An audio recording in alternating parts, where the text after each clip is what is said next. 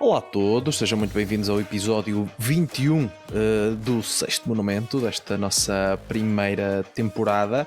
Depois de 3 grandes voltas cumpridas, ainda há mais ciclismo, porque estamos a entrar naquela fase final de clássicas nesta reta final do ano, provavelmente a época do ano preferida de Mark Hirschi, uma vez que o ciclista suíço tem sido uma das sensações deste ano. Ele, depois do Tour, só não venceu a prova dos Jogos Olímpicos. De resto, 5 vitórias seguidas em provas, em provas menores não, mas ele também venceu, por exemplo, a Clássica San Sebastián, algo que tem chamado a atenção dos adeptos. E por falar em clássicas, claro, também uma semana que ficou marcada pelo regresso de Pogačar nas clássicas do Canadá e também pelo Campeonato da Europa. Para comentar isto tudo e mais algumas coisinhas que temos por aí, Nuno Ferreira, que está na minha presença. Nuno, seja muito bem-vindo. Isto é um dos temas que nós vamos falar aqui ao longo da nossa conversa, mas este fim de semana, principalmente naqueles campeonatos europeus, deu um bocadinho a sensação que voltámos a estar ali em março e abril. Sim, olá David e olá também aos nossos ouvintes. Sim, foi um bocadinho, até quase que me atrevo a dizer que foi aqui o campeonato do mundo dos sprinters e dos classicómanos. Mas como este ano os europeus tinham um final muito favorável aos sprinters, atrevo-me a dizer que foi quase aqui o mundial para eles, visto que os campeonatos do mundo nos últimos anos, tal como o que vamos ter dentro de alguns dias, não têm um percurso muito de encontro às suas características e que lhes permitam disputar a vitória. Mas sim, também fez-nos recordar um bocadinho ali os meses de março e abril, que eu tanto gosto e que acho que todos nós gostamos, que é um ciclismo espetacular, aquele que temos a oportunidade de ver. Tivemos um percurso aqui nestes europeus com alguns setores de pavé que serviu para matar essas saudades. É certo que ver corredores como por exemplo o Mathieu Van Der Poel a fazer aqueles ataques à entrada ou nesses setores, vem-nos logo esses momentos espetaculares que já ouvimos fazer nestes últimos anos à memória. E acredito, embora os finais, tanto na corrida masculina e feminina, no caso dos europeus, tenham sido expectáveis, ou seja, tivemos uma disputa ao sprint, ainda assim, acho que mais até da parte masculina tivemos uma prova bem engraçada, bastante mexida e que foi bom de podermos acompanhar. Sim, foram as duas provas decididas ao sprint, se bem que podemos dizer que no lado feminino venceu a grande favorita, a Lorena Vives, e do lado masculino tivemos um dos candidatos a vencer, Tim Merlier, se bem que aí era uma prova também. Sim, e era uma prova um pouquinho mais aberta. Mas vamos começar pelo início da semana, com os contrarrelógios, que do lado feminino foi expectável. A vitória da Lotte Kopecky, não havia muita concorrência para ela, digamos, em bom rigor. A corredora, a campeã do mundo de estrada, tinha praticamente via aberta e bateu a Ellen Van Dijk, ainda com uma vantagem confortável, 43 segundos. Christine Scheinberger foi terceira, mas já a 1 minuto. E do lado masculino, aí sim podemos dizer que há uma surpresa, porque tivemos a vitória de Eduardo Affini a bater Stefan Kung por 9 segundos. Foi apenas a terceira vitória na carreira de Affini e podemos dizer que é sem dúvida a sua maior. É quase um prémio de carreira. Exato.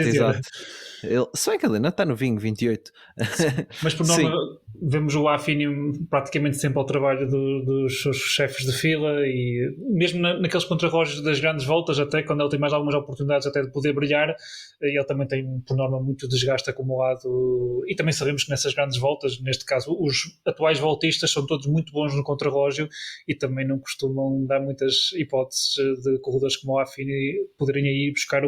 alguma vitória. E por isso é que eu digo que eu também acho que teve aqui um prémio de carreira, porque acho que surpreendeu. Acho que o Kung era o principal favorito, embora fossem aqui uns campeonatos europeus aqui na parte masculina. Tu já disseste tudo praticamente da parte feminina. Talvez, se calhar, eu pensasse que houvesse ali um bocadinho maior equilíbrio com o Ellen Van Dijk, mas também sabemos que a Ellen Van Dijk regressou este ano. Ganhou ali alguns contrarrelógios, mas não com muita, digamos assim, com concorrência do nível da Van Dijk, e já quando foi um bocadinho mais a sério, tanto nos Olímpicos como no Tour de France Femmes, acabou por não ter aqueles resultados que já vimos fazer,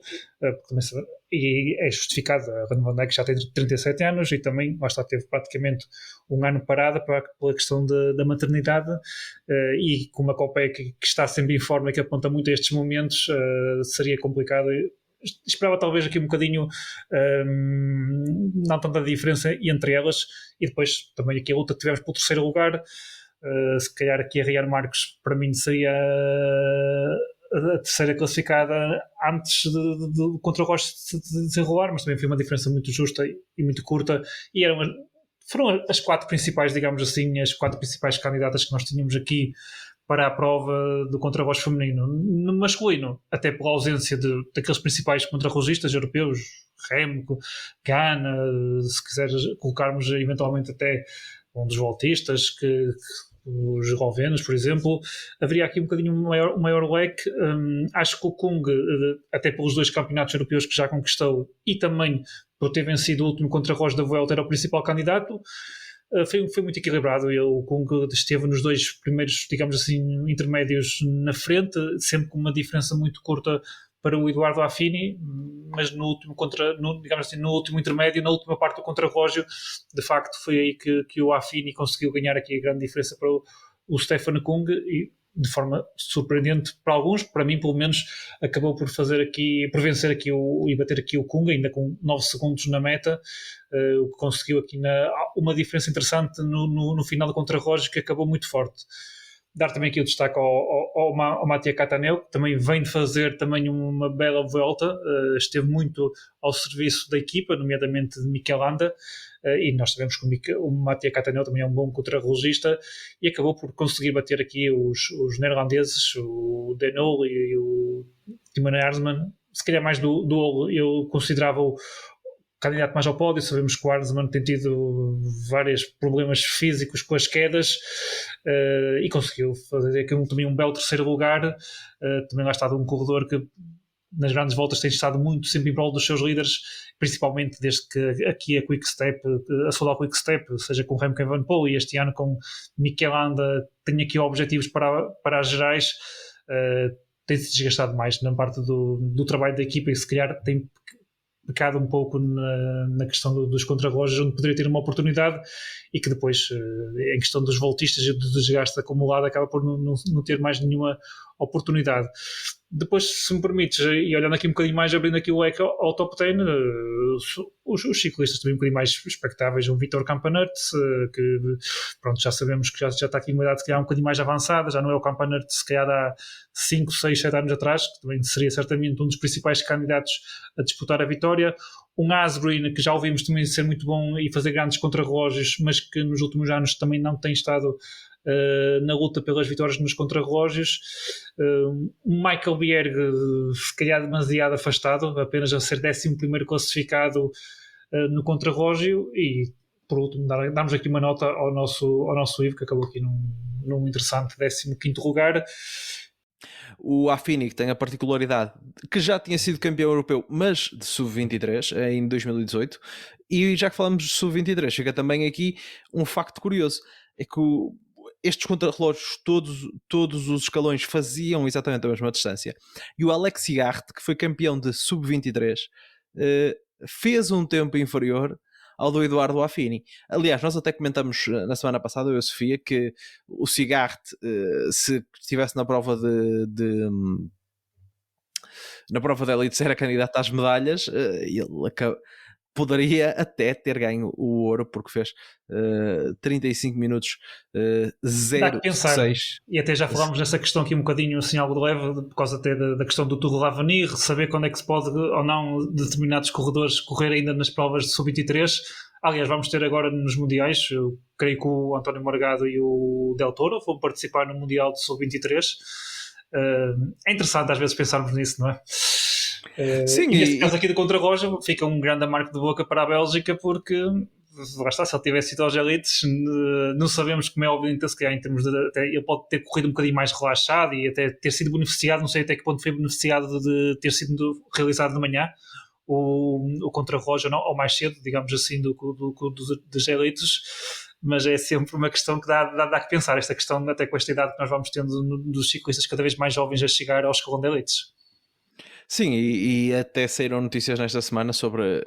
a UCI repensar essa questão, que já vamos falar mais à Sim, frente. até a questão da camisola da juventude nas grandes voltas ser até aos 25 anos, se calhar atualmente poderá ser revisto isso. Falando então das provas, deixa-me só dar o apontamento também aqui, quem venceu as provas jovens, a Nina Atsolo venceu os sub-23 femininos em júniores, Paula Hostiz, espanhola, venceu o contrarrelógio e Michel Morris, o neerlandês, venceu também o contrarrelógio de júniores. Falando do contrarrelógio misto, que teve uma participação fraquinha, digamos assim, apenas 6 equipas se apresentaram. A Itália venceu, como era mais ou menos de esperar, venceu apenas por 17 segundos sobre a Alemanha. Itália composta por Cataneo, Cecchini, Guasini, Mirko Maestri, Gaia Massetti e Eduardo Affini. E entramos agora sim nas provas de estrada. A grande curiosidade foi nos escalões juvenis nos escalões júniores ter vencido o sobrinho de Christophe, Félix Horn Christophe, venceu a prova de júniores, iguala assim o tio, que já tinha sido também campeão europeu. Mas falando aqui das duas provas de estrada, Nuno, começando pela feminina, tivemos o espectável, acho eu. o espectável com uma chegada ao sprint. E até pela força da seleção da Holanda, não houve muita gente a querer, nem a conseguir desafiar esta força da Holanda, até porque, por exemplo, a Itália também tinha uma seleção muito forte, mas também tinha Elisa Balsamo, por isso, como tu dizias mesmo no início, até mais do lado masculino vimos vários ataques. Aqui foi uma prova onde a Holanda, ou melhor, os Países Baixos, dominaram a seu belo prazer. Ainda tiveram um susto ali no final porque a Itália guardou-se mais e conseguiu depois lançar-se para a frente, mas a Lorena Wibbs é tão dominadora que venceu com facilidade este sprint e soma assim o seu segundo título europeu. Sim, quanto à prova propriamente dita, até porque daqui das principais candidatas, enquanto que da parte masculina eu acho que para além do sprint, que era expectável, também haveria a possibilidade de ali nas principais seleções haver elementos que pudessem tentar vencer através de ataques de longe. Aqui na parte feminina, até pelos blocos Países Baixos que estou a referir a Itália, a tendência e o expectável seria sempre uma disputa ao sprint face à superioridade destas duas seleções face às restantes. As animações e os ataques e as fugas, digamos assim, até tiveram aqui praticamente, não tiveram grandes hipóteses, nenhumas praticamente, foram as espanholas, Mireia Benito e também a Sara Martin, que chegaram a estar em determinados momentos da corrida sozinhas na frente, mas já praticamente até a partir dos últimos 20 km deixou de ter alguém na frente e durante toda a corrida o pelotão sempre foi praticamente controlado, nomeadamente pela grande seleção que os Países Baixos traziam aqui para trabalhar para a Lorena Wibbs. No entanto, não deixou de ser curioso que à entrada do último quilómetro as colegas da Lorena desapareceram um bocadinho e foi a seleção italiana que veio para a frente em força, ou seja, a Bárbara Guarici também, e salvo eu, foi a Helena Cecchini, exatamente, que vieram para a frente da corrida controlar o pelotão. A aposta da Itália era a Elisa Balsamo, também tinham a Chiara Consoni para fazer o lançamento, porque até ali a parte final, aquela ligeira subida, ligeira ascensão, digamos assim, que antes no risco de meta, favorecia aqui a Elisa Balsamo. Mas no que toca mesmo ao sprint, acabou por não ser muito surpresa, porque a Lorena Vives, assim que arrancou, mesmo não tendo nenhuma colega de equipa junto dela para avançar, ela escolheu a roda da Balsamo, e assim que arrancou, praticamente ali arrancou até cedo, digamos assim, a 250 metros do final, e mesmo assim que arrancou, acho que cavalgou ali praticamente mais de uma bicicleta de avanço, e depois a luta foi praticamente até ao final, foi só pela Balsamo fazer o segundo lugar à frente das rivais, e no que toca à vitória, acabou por ser uma vitória confortável, se a compararmos com a vitória do masculino, uma vitória muito mais folgada, muito mais à vontade, e que tu referias, mais um título europeu para a Vives, para a Lorena, segundo título. Esta temporada acho que não foi uma temporada fácil, acho que não podemos dizer, pelo menos eu não digo que foi uma temporada em que ela teve, digamos assim, o grande domínio aqui do sprint, como já vimos fazer no passado. Também aqui para estes europeus, ausências de corredoras como a Kopecky, ou até na sua própria seleção a Charlotte Koch, por exemplo, ou até Marianne Vos, podiam ser outras opções, mas de facto para estes europeus e com este final, aqui a grande favorita era ela. Acho que seria difícil para a Balsamo conseguir rebater num sprint puro. Ainda assim a Itália tinha que tentar, e ali no final, no último quilómetro, acho que teve uma estratégia muito boa, mas só que a Vives estava nos seus dias, mesmo sozinha. Estes grandes sprinters são assim, com lançadores é mais fácil e é sempre melhor, mas mesmo assim sem uma lançadora junto de si, ela conseguiu escolher a roda e até arrancou bastante cedo, 250 metros do final, e quando arrancou acabou logo ali uma diferença que não deu hipóteses para as rivais e acabou por vencer, digamos assim, dentro de um sprint com algum à vontade. Comentavas esse facto, exatamente, a seleção dos Países Baixos ou era Vives ou não era mais ninguém, porque traziam a armada toda para ela, não tinham, por exemplo, como dizias, a Charlotte Koch, a Vives, que de facto teve um ano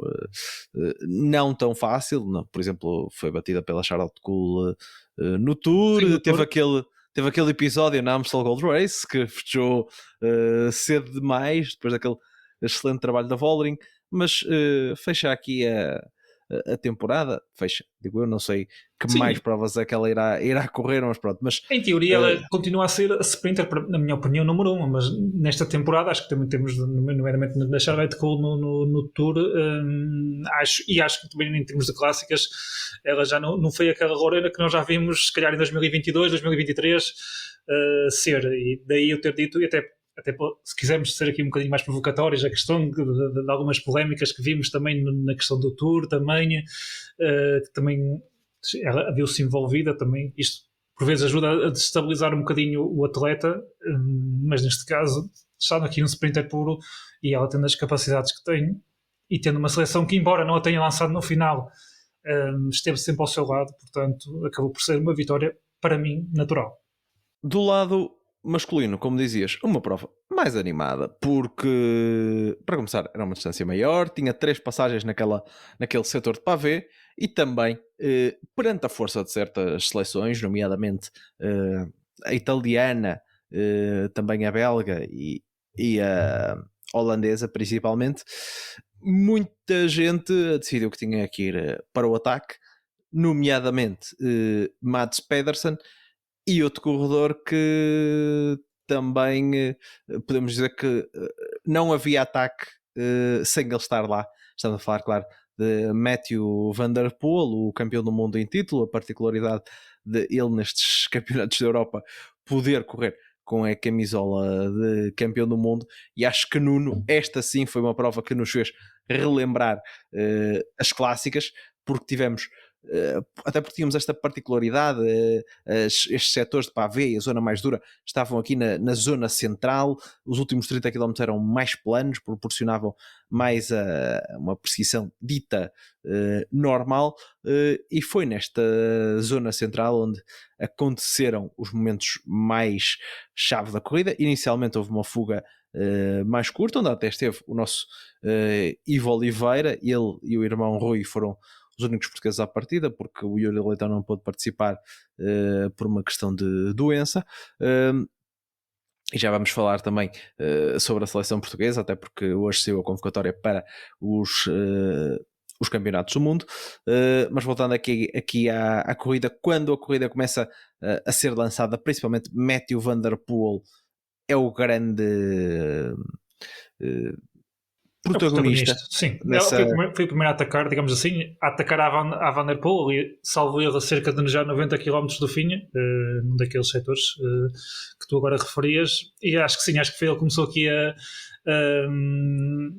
animar aqui a corrida. Não que até então não tivesse sido animada, como tu referias, tivemos a questão do Ivo na fuga, mas foi uma fuga sempre muito controlada, salvo erro não chegou a ter mais de 1 minuto e meio, mas foi a partir na minha opinião, do momento em que o Van Der Poel tentou mexer na corrida, que a corrida começou à séria, digamos assim. Exatamente, e foi nesses primeiros ataques onde primeiro se formou um grande grupo, eu penso que praticamente 30 unidades, onde havia muita gente, 30. Sim. Incluindo Rui Oliveira, incluindo Mads Pedersen, a Itália também muito bem representada, o também, sim. Com o Trentin e com outros corredores. A Bélgica também levava lá gente, se bem que num grupo tão grande foi difícil encontrar ali colaboração, e foi-se sempre, a distância nunca foi muito grande, eles acabaram por ser alcançados, e depois é uma segunda iniciativa que leva Mads Pedersen, Laporte, Jonas Rutsch, Danny Van Poppel, estava a faltar o nome do rapaz do Luxemburgo, o Kloikers, acho que é assim que se diz, e Matthew Van Der Poel, que chegou depois. Foi este sexteto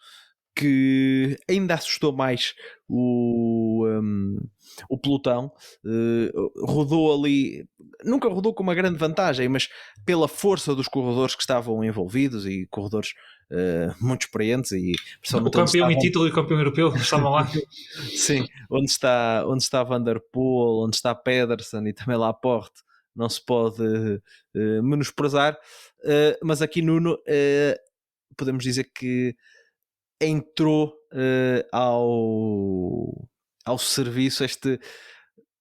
voluntarismo da Itália, que assumiu a corrida com uma colaboração tímida da Bélgica, que punha às vezes um ou outro corredor, mas foi muito da Itália, muito da Affini, muito de Mirko Maestri e Jacopo Mosca. Foram eles quem se entregaram mais nesta perseguição, tentando reservar ali para o fim Trentin com Sonny e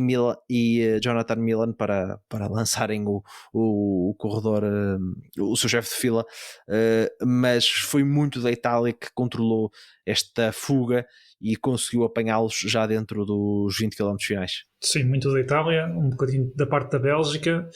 porque lá está, tinha 3 candidatos à vitória no final, praticamente. Os Países Baixos tinham, e eu acho que foi por isso que esta corrida também foi bastante mais interessante, para além das diferenças das distâncias na corrida, porque os Países Baixos, por exemplo, tinham o Live Coach para o sprint, e tinham o Matthew Van Der Poel para fazer o que andou a fazer praticamente durante a corrida nos ataques e para partir a corrida. E ao invés, na minha opinião, de uma Bélgica e de uma Itália, e até da própria França, que embora foi aquela França que nós já estávamos habituados a ver sob o comando de Thomas Voeckler, um bocadinho à sua imagem do que ele era enquanto corredor, muito ofensivo, muito atacante, mas também teria interesse, seja por Arnaud Démare, que é certo que o Arnaud Démare não tem tido aqueles resultados que nós já ouvimos fazer, mas que continua a ser um bom sprinter, e que numa destas provas, com algumas especificidades como tem estes europeus e mundiais, pode sempre haver alguma surpresa, e até do próprio Christophe Laporte, embora o Laporte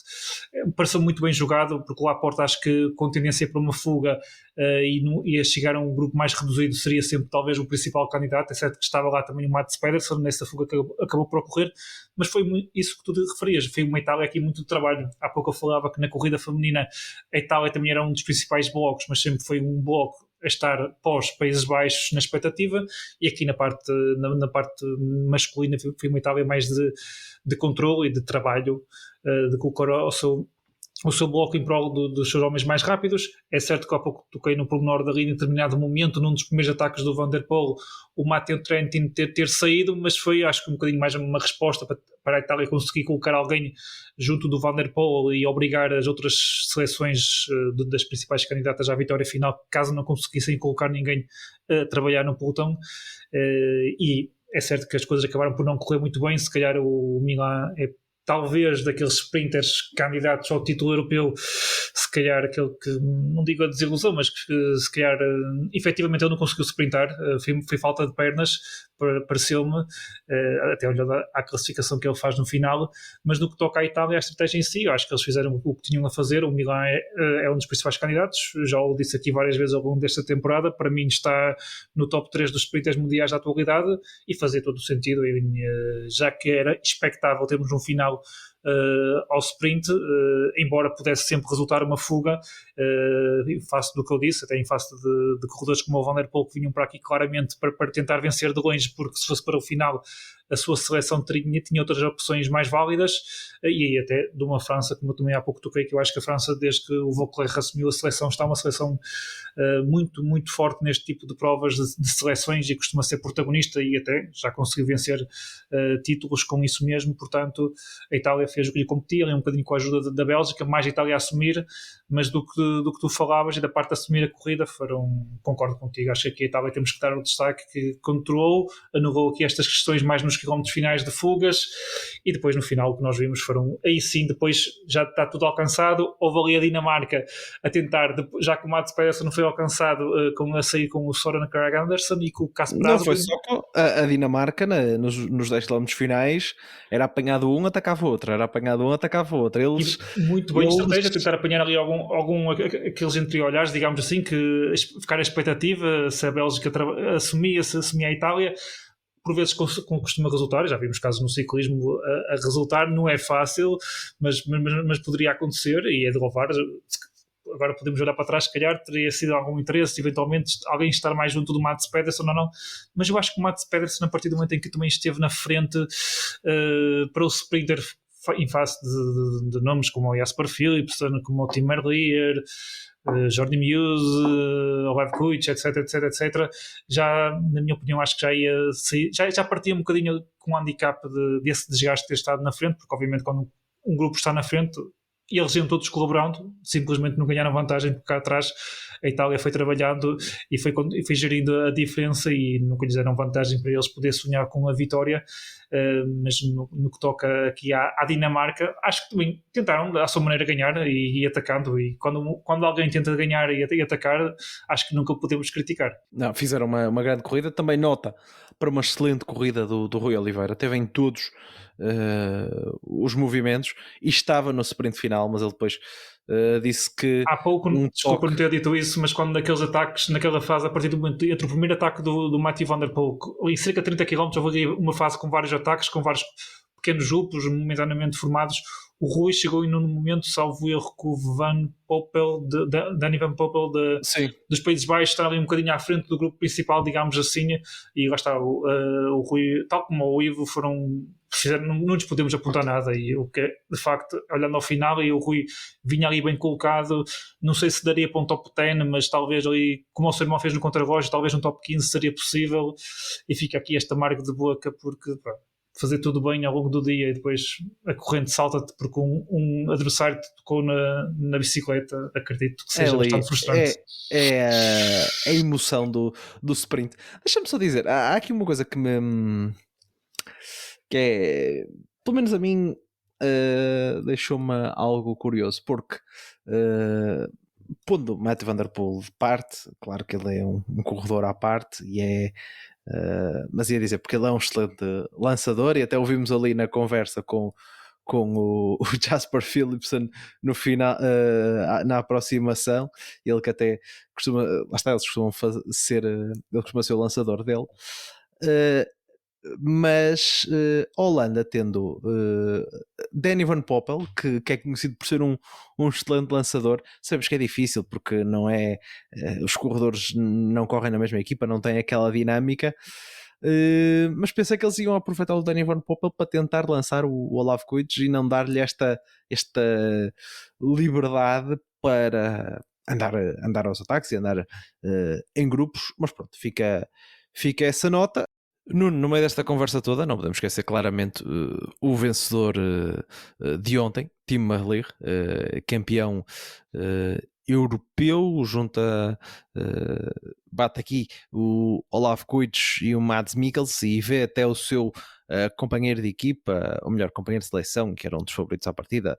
Jasper Philipsen, ficar apenas em quarto.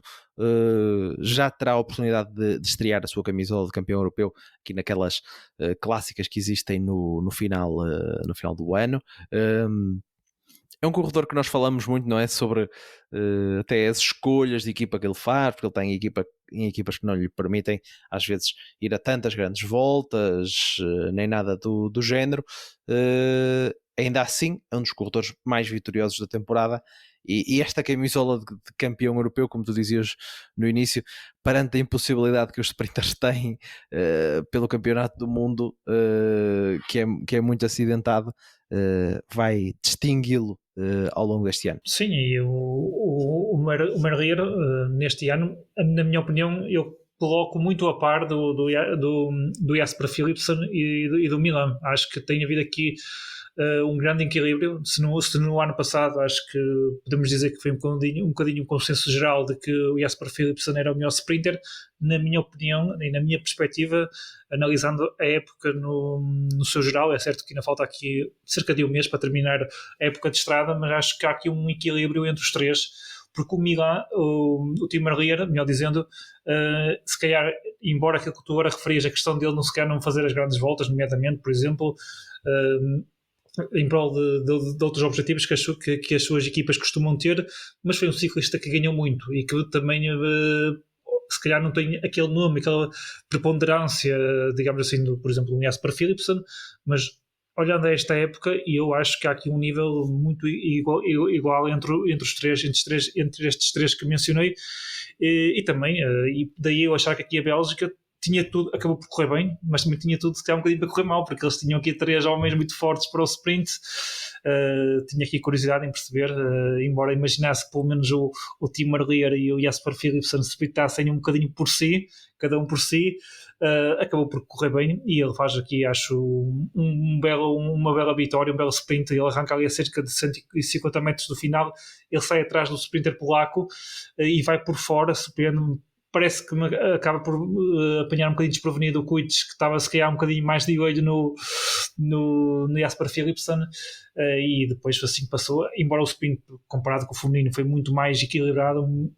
mas ainda assim o Merlier faz um arranque muito forte, muito incrível. Por fora surpreende, parece, e depois acho que conseguiu manter, que é sempre importante quando alguém arranca no sprint a cerca de 150, 200 metros no fim, é sempre muito importante ali já perto do fim manter e não cair muito, e o Tim Merlier conseguiu fazer isso e consegue aqui uma grande vitória naquilo que eu considero que podemos dizer que é os mundiais dos sprinters, porque as últimas edições dos mundiais nunca têm sido talhadas propriamente só para sprinters, tem sempre alguma dificuldade no terreno e eles não conseguem ultrapassar. E depois, claro, há aqui um bocadinho talvez de polémica, porque também não podemos ser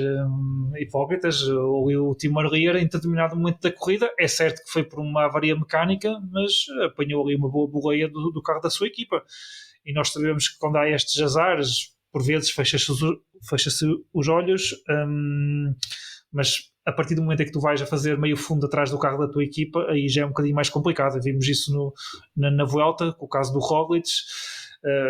e aqui se calhar passámos aquela fronteira do exagerado. Uma coisa eventualmente ali um pouco ao início, mas acho que foi demasiado exagerado, e já vimos casos em que levou à desclassificação. Já este ano aqui no podcast falámos aqui na questão da UCI, das regras, dos cartões, que a UCI quer intervir. Também se calhar tem que começar a haver aqui um bocadinho maior uniformidade aqui nos critérios dos comissários, porque há casos em que se chegássemos ao final ontem e depois, passado alguns minutos, ouvíssemos a notícia a dizer que o Team Marlia tinha sido desclassificado, acho que ninguém ia levar a mal, acho que era justo, e o que é certo é que acabou por não acontecer, mas não foi totalmente, na minha opinião, limpa esta vitória, embora em si o sprint foi fantástico e isto não apaga a temporada do Marlier, que, tal como eu disse, tem estado, na minha opinião, no topo dos sprinters. Não consigo dizer que há um dominador claro, como já aconteceu noutras temporadas no passado. Acho que há um nível aqui muito que estão igualados aqui três corredores, e o Marlier conseguiu aqui até bater, nomeadamente aqui na sua guerrinha aqui interna um bocadinho da Bélgica, o seu colega de equipa, o Jasper Philipsen, e desta vez correu bem a Bélgica. Já vimos que a Bélgica, em função disto de haver muitos co-líderes e muitos galos para um poleiro, costuma-se dar mal, mas aqui nestes europeus, na prova da elites, acabou por correr bem, e conseguiram aqui o título europeu, que era esse o seu objetivo. Ao contrário do Países Baixos, que tinha aqui se calhar um bocadinho uma estratégia, e a França de ou fuga ou sprint. Claramente a Bélgica, a par da Itália, tinham aqui o interesse em levar a corrida para o final, para o sprint, e depois acabou por correr tudo bem, que conseguiram a vitória. Se calhar eventualmente queriam fazer aqui talvez 2 no pódio, mas o título é o mais importante e eles conseguiram levá-lo para casa. Fica esse título para a Bélgica, que tem ambições de agora ganhar outros títulos no Campeonato do Mundo. E por falar em Campeonato do Mundo, Portugal anunciou hoje a sua convocatória para esse Campeonato do Mundo, com o destaque para a seleção masculina, quer de elites, quer de sub-23, porque são as duas muito fortes. Portugal leva no total 19 corredores entre ciclismo e paraciclismo.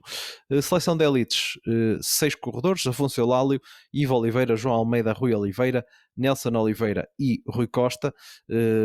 Podemos dizer, Nuno, aqui é praticamente a melhor seleção que Portugal poderia ambicionar, talvez, com o Ruben Guerreiro nas suas melhores condições.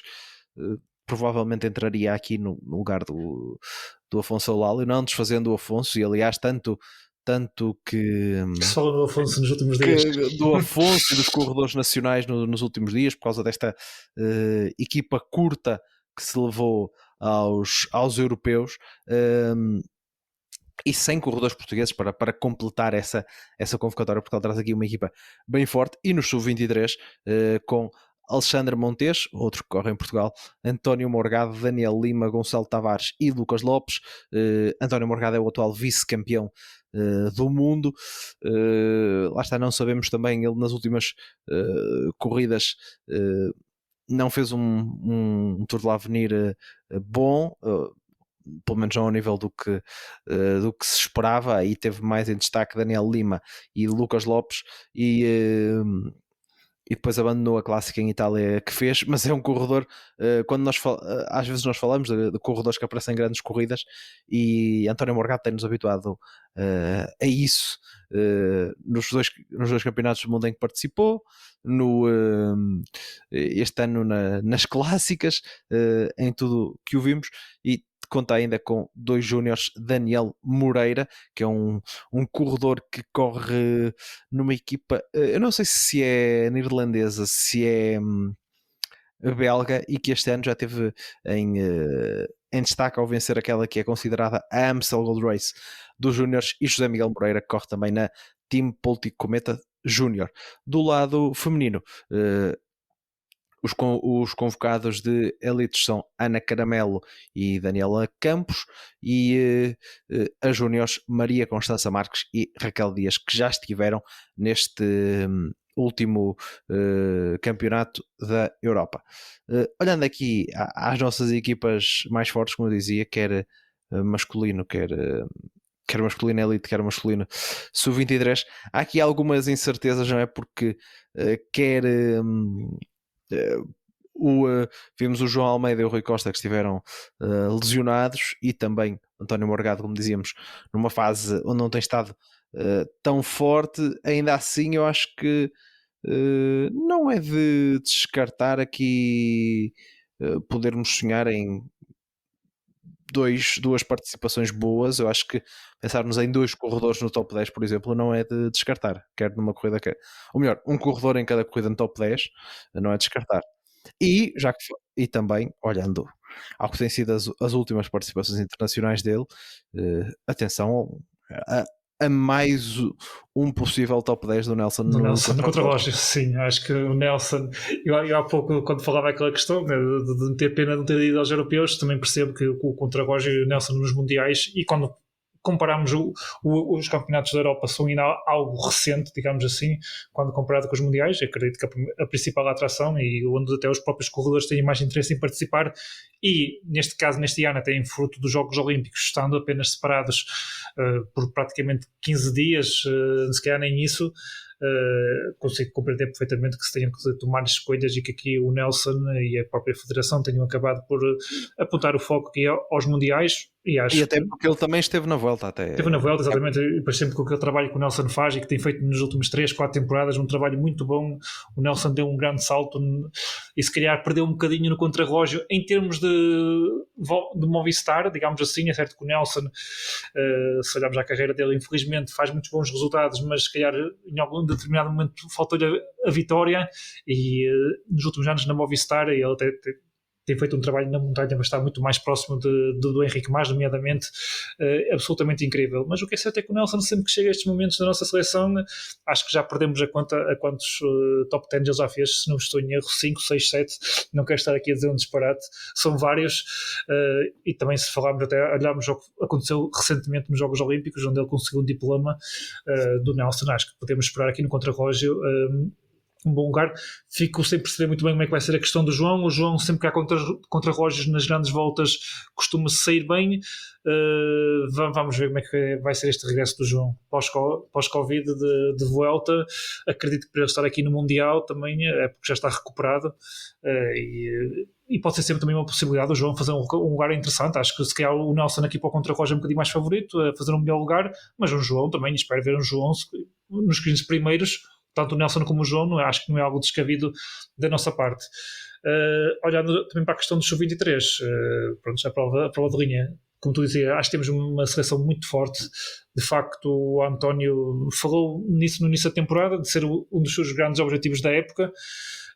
De lá para cá, eu também nestes últimos tempos não ouvi declarações muitas do António, porque agora essa questão de o Tour de l'Avenir não lhe correu muito bem, porque ele no início do ano tinha dito que era um dos seus objetivos para a época, e acho que estamos todos de acordo que se calhar não correu de acordo com as expectativas. Também teve agora esta questão do abandono, não sei em que nível ele vai chegar, mas eu acredito que o António, em face até do que fez nos últimos 2 mundiais, ficou 2 vezes ali com a prata, que é muito bom, mas claro que quando ficas com a prata, e no caso dele que foram mesmo disputas até ao último centímetro, acredito que haja aqui uma vontade à terceira ser de vez, e a seleção portuguesa é muito forte. Tu referias aí os corredores que nós vamos levar, acho que podemos sonhar mais com o António, é certo, mas até em face deste percurso que nós vamos ter, acho que podemos sonhar aqui com portugueses. Não é descabido de estar aqui no top 10. O António habituou-nos nos últimos 2 anos aqui a lutar pelo título, se calhar vamos querer vê-lo novamente na luta, na disputa. Imagina assim, a priori, antes da corrida se iniciar, vamos ter também aqui, acho, uma seleção muito forte, tal como já tínhamos levado ao Tour de l'Avenir, e onde eu espero que possam dar espetáculo e tenham muito boas sensações do que eles possam fazer. Para a corrida dos elites, aí sim, acho que é uma questão um bocadinho mais diferente, mas levámos uma seleção muito forte. Como tu referias, há aqui a questão do Ruben. O Ruben teve um ano muito, muito difícil na Movistar. É certo que ele até já não esteve mal, agora ele esteve no Canadá, até fez aqui até acho que já não sei se foi no Quebec, se foi em Montreal, que fez até um lugar interessante. No final conseguiu estar durante bastante tempo nos momentos decisivos, ali, digamos assim, no grupo principal. Depois da temporada e da pausa que o Ruben teve que fazer, acho que é algo que também temos de destacar. Mas neste momento, como tu dizias, acho que em face dos ciclistas disponíveis, do percurso que vamos ter, parece-me que faz sentido aqui a chamada do Afonso. Não sei se a chamada do Afonso é pelo facto de ele já ter assinado por uma equipa do altura ou não sei.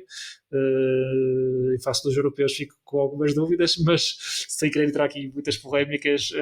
olhando aqui à convocatória dos mundiais, parece-me que é a seleção mais forte neste momento, e Portugal, acho que Portugal possa fazer um bocadinho a estratégia que fez neste europeu, ou seja, mandar alguém para a fuga, por exemplo, e depois tentar atacar. Temos ciclistas como o Rui Costa, temos aqui na parte do pelotão se calhar mais um bocadinho aqui com os Oliveiras e com o Nelson, e depois perceber o que é que o João poderá fazer ou não. É certo que vai ser uma corrida muito dura, esperamos. Acho que é uma boa oportunidade de termos aqui a questão dos voltistas e dos classicómenos a disputar aqui um bocadinho o título mundial,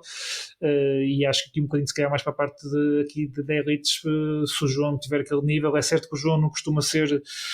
como é que eu ia dizer, as provas de um dia não costumam ser tão boas, digamos assim, em termos de resultados, como as provas de 3 semanas. Acredito que ele prefere provas por etapas, 3 semanas, uma semana, do que propriamente as provas por um dia. Mas assim, acho que é um percurso que vai de encontro às suas características. É um percurso longo, e que a corrida,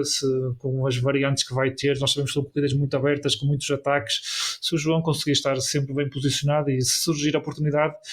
não digo uma almeidada, mas estando muito certo, o João consegue gerir muito bem as suas energias. E aqui na parte dos elites, talvez consiga aqui alguma coisa, na minha opinião, aqui acho que o top 10, como tu referias, é algo com o qual podemos sonhar. Acho que é mais provável acontecer em termos de prova de estrada no show 23, em termos de elites, o top 10 na questão do contrarrelógio. Aqui porque a prova de estrada é muito mais complicada, mas ainda assim acho que temos aqui um bloco interessante, e a partir do momento em que também cumprimos as vagas que são possíveis, eu já me dou por satisfeito. Ao contrário dos europeus, que acho que há muito para falar e pronto, enfim, é complicado. Deixa-me só dizer, esta prova de sub-23 vai ter uma start list. Para além do Morgado, vai ter, como já disseste, Del Toro, a Bélgica com o Jarno Vidar, o William Leclerc e o Sigart, a França com o Evan Costillo, que foi um corredor que, para quem se lembra do giro, esteve sempre em constante destaque. Não faltam aqui nomes. Jan Christensen da Suíça, que é também, na minha opinião, um dos favoritos para esta corrida. Acho que esta tem potencial para ser uma das corridas mais interessantes destes campeonatos do mundo. Campeonatos do mundo que começam já no próximo fim de semana com os contrarrelógios. Ainda não há no start lists muito definitivas. Teremos 29,9 km do lado feminino, onde à partida é talvez de esperar mais uma batalha Grace Brown e Chloe Dygert. Veremos também onde é que se intermete aqui a Lotte Kopecky. E do lado masculino, estes 46 km, Remco Evenepoel parte como grande favorito, até porque lá está, também não estando Ganna nem Wout van Aert, Evenepoel já seria favorito assim, ainda mais. Mas há que falo também do que aconteceu no Canadá este fim de semana, ou melhor, na sexta e no domingo, com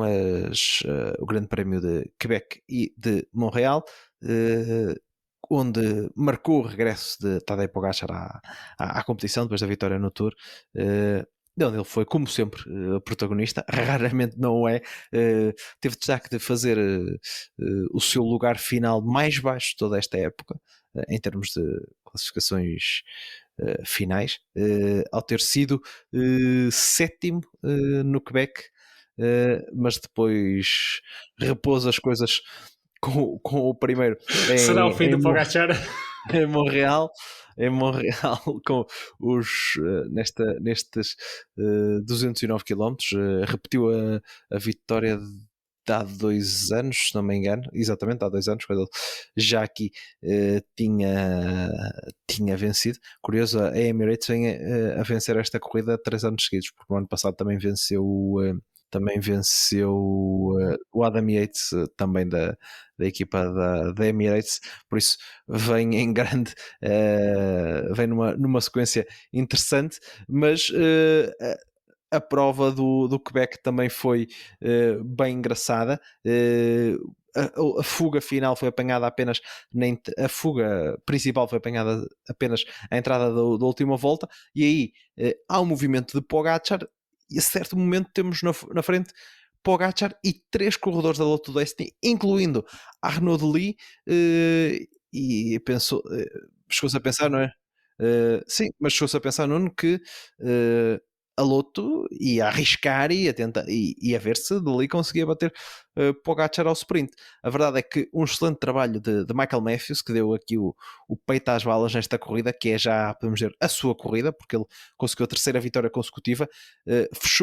conseguiu fechar o espaço e depois lançou o sprint de bem longe, praticamente 250 metros a sprintar, e Michael Matthews, que não sei se é de ser vizinho de Pogacar, mas estava inspirado e conseguiu esta sua terceira vitória no Quebec, uma grande vitória para o corredor da Jake Alula, já não o víamos assim há algum tempo. Sim, ele teve em destaque, até fez, acho que faz uma boa temporada de clássicas, por exemplo. É certo que ele depois acabou por ser desclassificado, perder alguns lugares no Tour de Flandres, senão ele teria feito o terceiro lugar, se não estou em erro. Embora tenha sido uma prova, pronto, com algumas especificidades que fez com que chegasse ali um grupo muito junto, e depois ele, fruto da sua boa ponta final, mas no que toca ao Quebec, tu referias aí um bocadinho do destaque aí ao que foi a prova, mas aqui na vitória do Matthews, o que mais me chamou a atenção realmente foi o sprint que ele faz. Ele faz 250 metros sozinho, sempre na frente. É certo que este final é um final à Matthews, mas ainda assim, com estes nomes que estavam presentes, é sempre de destacar. E o facto dele o que mais me chama a atenção mesmo foi o facto de ele ter conseguido manter-se o ritmo e ter-se mantido na frente. Ou seja, eu imaginava que ele eventualmente ali, olhando aqui ao sprint, que ele pudesse ter fraquejado, mas o que é certo é que o Matthews, já muito conhecedor, já vencedor aqui da prova, conseguiu manter o ritmo, e o Matthews é um daqueles ciclistas que temos sempre de contar com ele. É certo que não é um dos maiores vencedores ao longo da época, mas ainda assim eu acho que, fazendo aqui um balanço desta temporada, é mais um corredor que está muito bem, discreto, é certo, mas que lá vai picar no ponto. E aqui nesta prova, e face desta concorrência e das incidências, eu confesso que durante a corrida eu achei que o Pogacar também poderia vencer aqui, confesso, mas depois, a partir do momento em que se juntou tudo no final, e depois aqueles 20, 30 corredores para o sprint, aí já seria um bocadinho mais difícil para o Pogacar. O Dali também acabou por não estar ali tão perto do Matthews, mas bastava. O Matthews, assim que assumiu o pelotão, conseguiu manter aquilo que eu falava há pouco no sprint. Assim que tu vens para a frente, tens sempre de manter o ritmo, não podes acelerar muito, entrar muito forte e depois ali a cerca de 150 metros fraquejar, porque senão vais perder sobre o risco de meta. Conseguiu manter o ritmo. O Matthews também é um ciclista experiente, conseguiu aqui mais uma vitória, e pronto, é o Matthews sempre a picar o ponto, e quase o destaque que tu há pouco dizias, e destacavas esse facto de Pogacar só ter feito sétimo, que quase faz parecer uma desgraça, e a ser a sua classificação mais baixa, digamos assim, deste tipo de provas durante a temporada, porque de facto o que ele está a fazer nesta temporada é mais um daqueles espetáculos que ele só sabe fazer, e que depois no domingo acabou por voltar a fazer. No domingo foi digamos que o normal, não é? A aceleração de Rafael Maíca. Matar saudades dos velhos tempos do Maíca, e pronto, o Pogacar ali. Salvo ele, foi na penúltima dificuldade do percurso. Na penúltima volta, ou foi na penúltima volta, acho. Exatamente, na penúltima volta, e o Maíca, a UAE estava na frente, depois acima de tudo ali o grande trabalho na subida é do Maíca, e depois o Pogacar, é um bocadinho o resumo do Pogacar praticamente toda a temporada, mas até se queremos fazer aqui uma comparação com o que víamos no Giro, o Pogacar atacou e acho que não vale a pena mais ninguém ir atrás dele, e pronto, e assim foi. Depois o Pogacar também foi gerindo um bocadinho o ritmo, houve ali a questão depois do Pelho ficar intermédio, e depois no final temos ali um sprint, digamos assim, de um pelotão, de um grupo de principais candidatos, onde temos que destacar o Julián Alaphilippe, que pronto, acabou por ficar na frente, e é sempre bom também vermos o Alaphilippe nestes lugares a recuperar um bocadinho aqui o ânimo. Também na próxima temporada vai ter um novo desafio, e sinceramente também acredito que o Alaphilippe, um bocadinho fora da Soudal Quick Step e do Sr. Lefebvre, também poderemos